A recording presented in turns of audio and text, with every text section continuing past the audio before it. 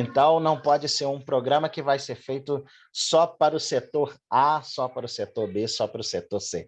Quando a gente fala em ESG, a gente está falando numa governança da nossa sociedade, do nosso todo e na nossa organização por esse todo.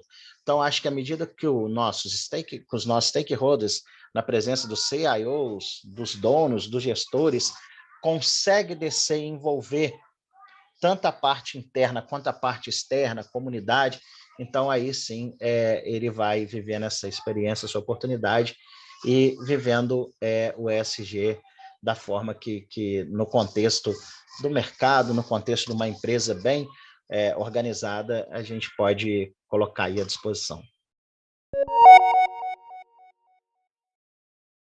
Olá, seja muito bem-vindo a mais um quadro Palavra de Especialista do blog Industrial da Nomus. Eu sou a Rafaela Barreto, aqui comigo a gente vai dividir a tela com o Thiago Batista, que ele é consultor também, é professor universitário, palestrante, e neste vídeo você vai aprender um pouco mais sobre as práticas ESG e como isso está relacionado com a indústria. Thiago, seja muito bem-vindo.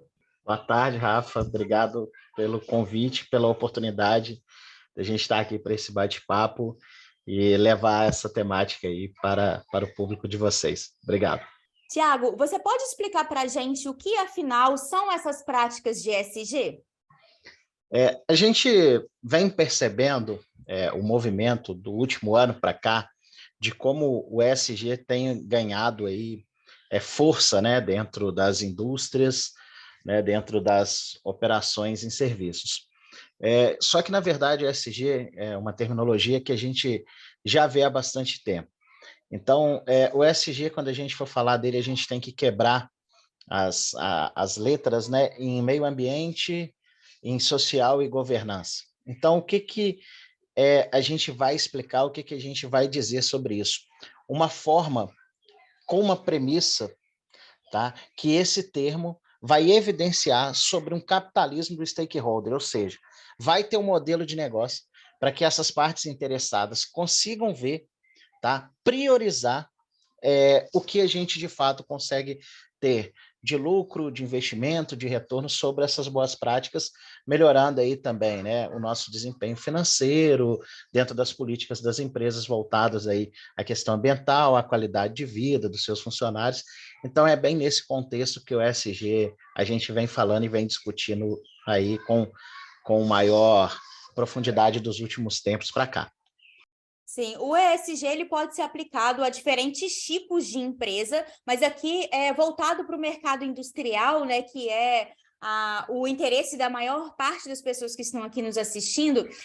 Gostaria que você comentasse um pouco mais sobre qual tipo de indústrias essas práticas podem ser aplicadas e também se há setores específicos que podem ser aplicados ou que têm uma maior necessidade de se implementar essas práticas, ou se isso pode ser praticado de maneira geral dentro do mercado industrial.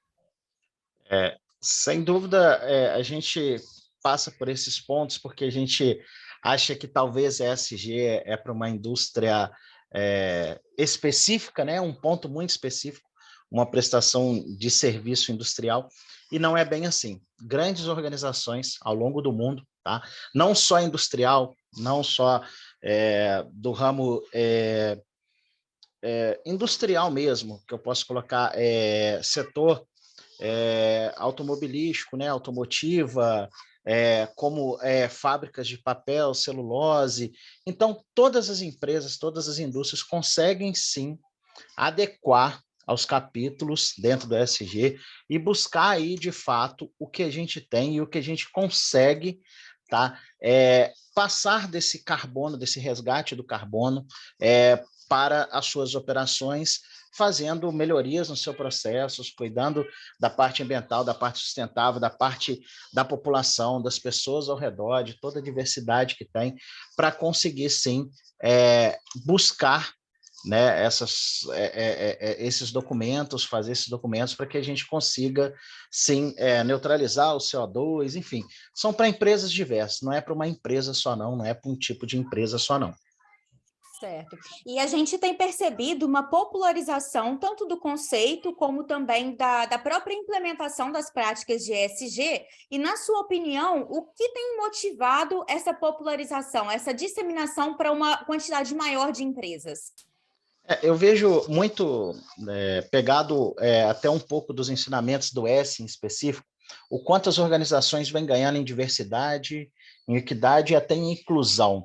Então, à medida que a gente trabalha o social melhor, que a gente dá essa visão, porque antes a gente ficava muito enviesado, talvez, só na questão ambiental. A gente via só pelo resgate, a neutralização do CO2. Então, talvez a gente já praticava isso lá de trás, né, dentro das nossas organizações. Eu trabalhei na indústria medicinal e a gente já praticava, já falava ESG lá atrás. Então, a gente já fazia melhorias de carbono, de CO2, mas a gente vê o quanto o social ele vem impactando positivamente para que a gente consiga, sim, levar o termo ESG para essa parte da diversidade, da equidade, dessa inclusão que hoje a gente tem, diferente do que era lá atrás, e o modelo de governança das organizações vem atualizando cada vez mais, né? Até para que consiga atender todos esses requisitos e fazer parte e ser uma organização que tenha a sua prática de ESG. Tiago, por que o gestor, o líder, o dono da indústria, as pessoas que estão à frente dessas fábricas devem olhar para as práticas ESG? Quais são as vantagens, os benefícios que isso pode trazer para o negócio? A gente tem que ver pelo parâmetro não só do que está atual, do que mais o mercado tem colocado, né, mas dos benefícios que traz para a razão da empresa, né, para a política da empresa. A gente passa por quanto tempo, se a gente voltar lá no planejamento estratégico, falar de missão, visão e valores, que já iam conectando para o ESG, mas a gente não estava vivendo de uma forma tão intensa e tão profunda. Então, esses gestores, esses donos, vão ver de verdade, vai conseguir mapear dentro da sua operação. Eu estou garantindo que o aspecto ambiental está sendo atendido dentro da política da minha empresa, eu estou fazendo por isso, eu estou investindo em política, eu estou fazendo mais do que a legislação, isso está enviesado ao meu colaborador. O aspecto social, eu estou cuidando do aspecto social, e a gente vê de diversas formas dentro das organizações, né? Cadeirantes e tantos, né? Aspecto social, tanta diversidade que antes a gente não tinha. Então, a minha empresa tem mesmo essa política. Como que a minha empresa trabalha a minha governança, como que trabalha a minha comunidade, como que trabalha o que está próximo. Então, eu vejo que vem tornando um baita diferencial, sim, né? Além do que programas maiores e que consiga aí ter esse capital do stakeholder, que aí é um pouco maior, né? Consegue, sim, ter essa fatia que é dividida em cifras de milhões, mas consegue mostrar para sua empresa, o gestor consegue mostrar para sua empresa, consegue colocar no DNA do seu colaborador e mostrar para o seu mercado que está preocupado com as ações e com os benefícios do ESG. Tiago, quando a gente está falando sobre implementar os conceitos e as práticas de ESG, você até chegou a citar de que muitas vezes aquela empresa está fazendo mais do que o que é exigido pela legislação. E aí a gente não pode deixar de pensar em investimento, orçamento, custos e também a relação de lucratividade que isso pode trazer ao negócio. Afinal de contas, todo negócio, o objetivo, a razão de existir dele é dar lucro e também servir ali ao seu meio, à sua comunidade. Como, na sua opinião, de que maneira impacta essa relação de investimento versus ao que a empresa pode obter a partir da implementação das práticas ESG? Sim, essas práticas, né, para a gente conseguir aí desse montante aí de milhões, bilhões e trilhões de dólares, né, dentro da documentação, e você enquadrando e atendendo, não é um exercício tão simples, mas consegue, né, tem que mostrar de forma, a gente tem diversos exemplos aí de diversas organizações que vêm praticando e que vêm conseguindo sim resgatar, mas o investimento, ele caminha muito na percepção exatamente desse DNA. Por que eu vou investir? Eu vou investir porque eu tenho a possibilidade de amanhã ou depois me enquadrar nessas premissas socioambientais que faça o teu ESG. Eu vou investir porque, de fato, para minha marca vai ser um atrativo. Eu vou investir porque, de fato, o meu colaborador caminha para, ou vai ao encontro do que se pede ESG. Então, esse equilíbrio entre o tanto que investir para poder, né, ter esse montante ou não, né, que a gente vai alcançar aí, ele vai depender muito do quanto a empresa está se organizando para essas melhorias, de novo, mais que a legislação de fato, ver valor para o seu negócio praticando. Eu acho que essa é a temática. Eu vou dispor de colocar um determinado investimento numa máquina, numa peça, numa operação, num programa de diversidade, porque isso vai a minha marca ser cada vez mais forte. Então, acho que é essa visão que assim que vai conseguir transformar aquele investimento, que não é fácil você investir, dispor de valores para, enfim, qualquer adequação dentro de uma indústria, mas quando você pensa assim, no retorno que pode dar esse clima organizacional e a sua marca, certamente vai compensar, né? E pensando do ponto de vista do retorno, a gente pode dizer que uma empresa que tem consolidadas essas práticas ESG, elas podem ser mais atrativas quanto ao investimento, correto? Isso aí, isso aí. Tem exemplo de organizações, eu vou citar uma, né, a Raizen, ela vem fazendo isso muito forte na operação aqui no Brasil, operação aí que a Shell, né, também desenvolve, e com a parte de do açúcar, enfim, né, do combustível e tal, e a gente vê o retorno. Então, tem artigos, se a gente pesquisar, de quanto vem sendo esse lucro, quanto vem sendo sustentável, o que a organização vem fazendo em projetos de carbono, qual que é a consequência, né, desses projetos. Então, uma visão de em quanto tempo, né, que espera, assim, estar na empresa esse capitalismo, e aí, sem dúvida, a organização poder despontar como vem despontando e crescendo por estar com essa política, né? Sim. Você chegou a citar alguns pontos como a diminuição da emissão de carbono, políticas voltadas para a diversidade, mas você pode citar um pouco mais sobre quais tipos de práticas as indústrias poderiam implementar e que estão alinhadas ao conceito do ESG? Alguns exemplos para a gente? Por exemplo, de mudanças climáticas.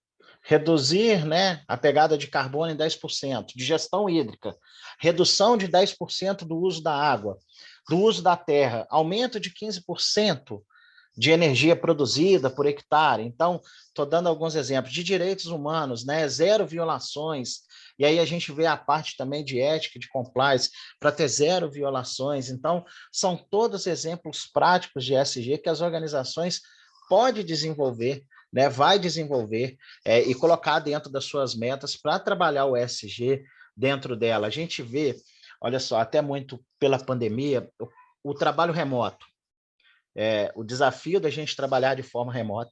Talvez a gente não estava preparado para trabalhar de forma remota, chegou para a gente assim, no susto, né, vale o exercício de pensar, deveríamos já estar preparados, como que seria para sempre, imaginando o que a gente ficaria híbrido, enfim. Então, tudo isso pode ir incorporando para a gente cuidar desse material nosso, né, colaborador. Então, isso tudo faz parte desse exemplo prático, né, do ESG que as organizações podem estar fazendo nas suas operações. Certo. E existe algum tipo de certificação ou órgão regulamentador, além da legislação, que ajuda a indústria a compreender ou a entender que ela está se mantendo nos trilhos junto ao conceito do ESG? Sim, a gente tem aqui como tem os indicadores, né, que a gente vê até no Brasil também e de forma mundial. A gente primeiro tem que nortear pelos indicadores que a gente tem. A gente tem que entender sobre, igual o índice de carbono eficiente, o ICO2, né? O índice de sustentabilidade empresarial, o B3, a gente tem que começar a entender sobre esses índices, o sistema B, estratégia de investimento verde, tá? O MSCI, que é aquele KLD 400 Social Index. Então, a gente tem que ver todas essas políticas, todos esses indicadores, para a gente ver todos os protocolos em exercícios que, de fato, né, corresponde e vai orientando, né, e que a legislação e que a norma vai mudando e que vai fazendo esse exercício e que a gente vai vendo nesses protocolos como que a gente faz para enquadrar, né, para preencher, para atuar dentro da legislação. Então, a gente tem que olhar para esses indicadores para cair dentro dos protocolos que a gente tem, para a gente começar a se moldar dentro do ESG nas organizações. Certo. E uma vez escolhidos esses protocolos, esses indicadores e os programas que serão implementados, Thiago, quais são as dicas que você pode dar para que essa indústria consiga manter em operação essa proposta que foi feita? Sim, primeiro, quando a gente fala, né, do capitalismo do stakeholder como essa parte interessada, então tem que ser top-down. Então não tem como, né? O CIO, os diretores, os gestores têm que fazer parte desse processo, tem que entender, tem que buscar informar sobre a ESG, ver quais as políticas que está adotando, se está indo no caminho certo, valorizar a prática de ESG. O primeiro passo é esse. E aí, certamente, descendo, envolvendo toda a sua organização. Então, não pode ser um programa que vai ser feito só para o setor A, só para o setor B, só para o setor C.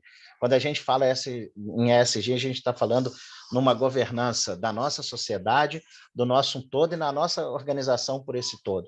Então, acho que à medida que os nossos stakeholders, na presença dos CIOs, dos donos, dos gestores, consegue descer e envolver tanto a parte interna quanto a parte externa, a comunidade, então aí sim ele vai vivendo essa experiência, essa oportunidade e vivendo o ESG da forma que no contexto do mercado, no contexto de uma empresa bem organizada, a gente pode colocar aí à disposição. Tiago, nós falamos aqui que o ESG é um conceito que está sendo cada vez mais praticado por um número maior de empresas, e isso reflete diretamente na contratação, no mercado de trabalho e na formação das pessoas que vão atuar no dia a dia, na implementação, na consultoria, também fazendo auditorias e outros tipos de projetos que possam estar relacionados a esse conceito. Como você enxerga o mercado de trabalho nesse sentido e quais as dicas que você pode dar para as pessoas que se interessam para essa área e querem agora começar a trabalhar ou se especializar nesse segmento?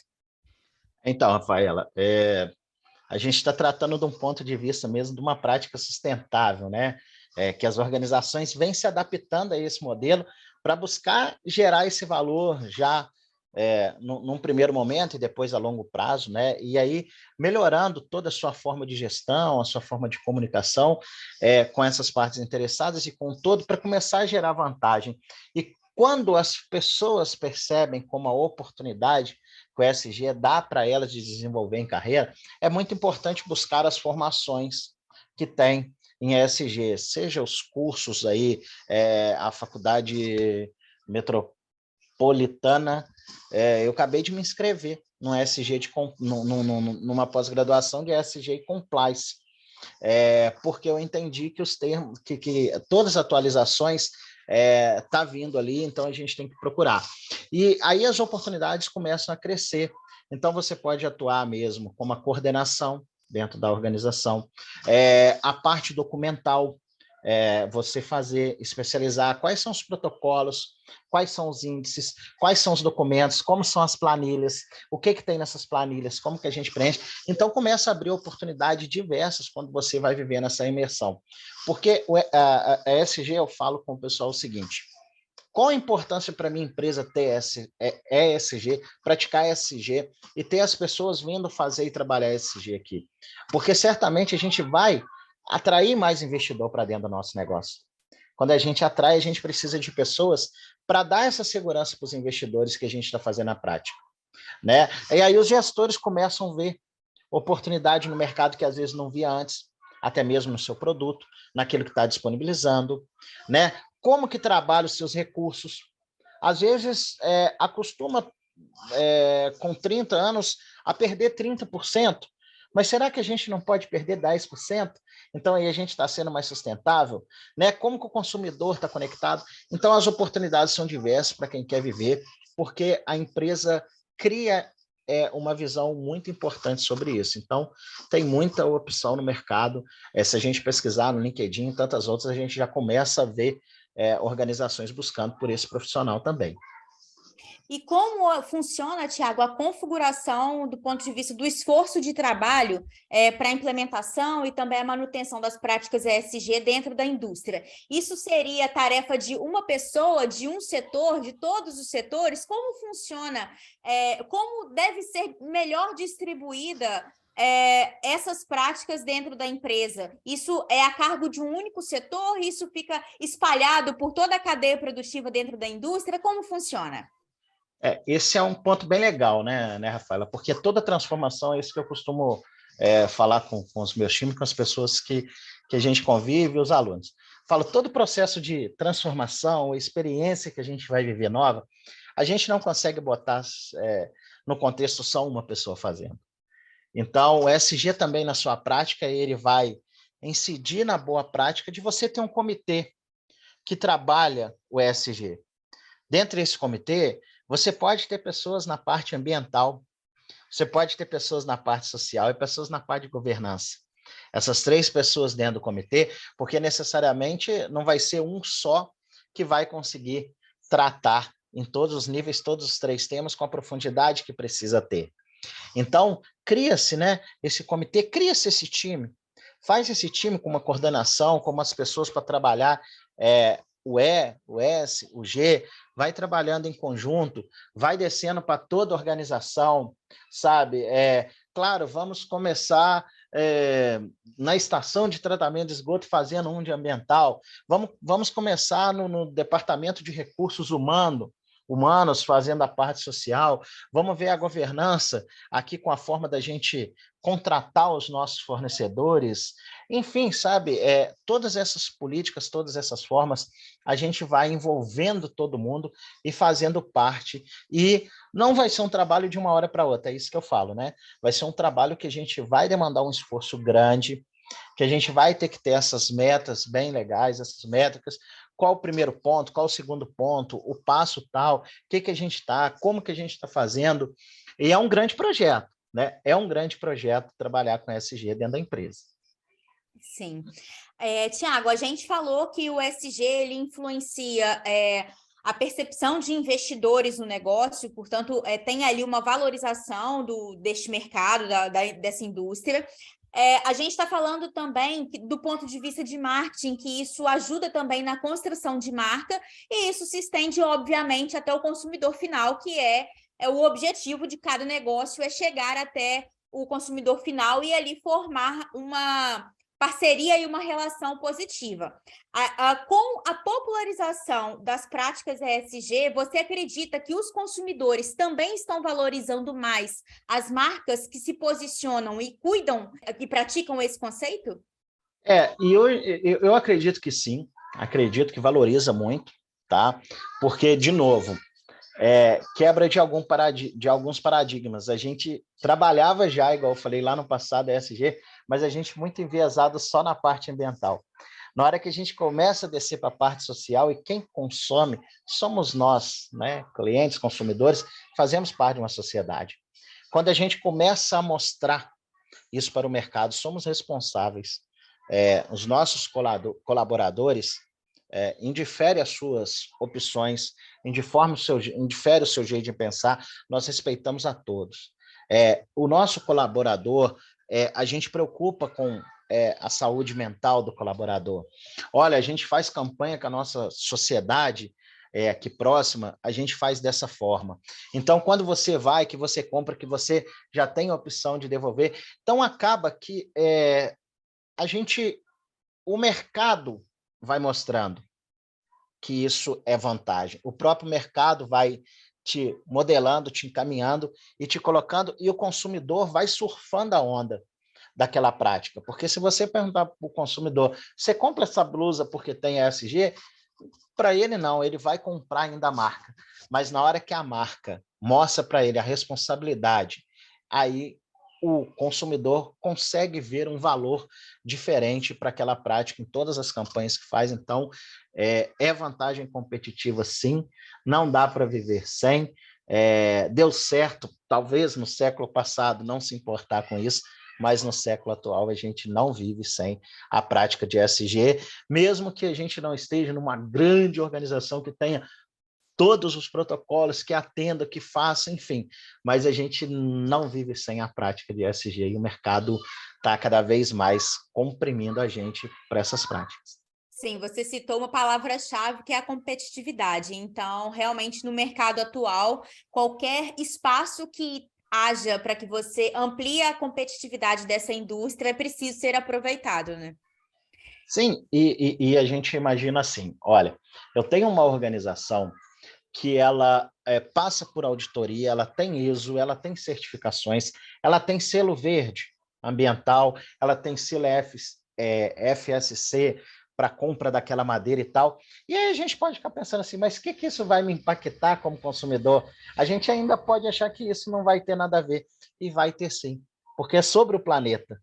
Né? É sobre o planeta, e a competitividade está em cima disso. Quem consegue produzir, porque deixar de produzir, a gente não tem como deixar de produzir, deixar de consumir aí não é bandeira de quem é a favor ou contra ao consumismo, mas a gente não consegue deixar de consumir. Mas o quanto mais responsável a gente vive o caminho entre a produção e o consumir, mais competitivo e maior fatia no mercado.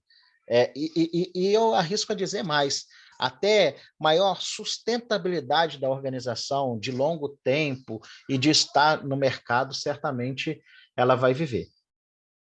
Certo. E para a gente caminhar para o final, nosso bate-papo a respeito de ESG, a gente está falando sobre grandes projetos, né? Como você mesmo citou, é um projeto robusto, de médio a longo prazo, não é algo que é implementado de uma única vez, e também é um projeto que precisa de manutenção para que essas práticas possam continuar sendo efetivadas.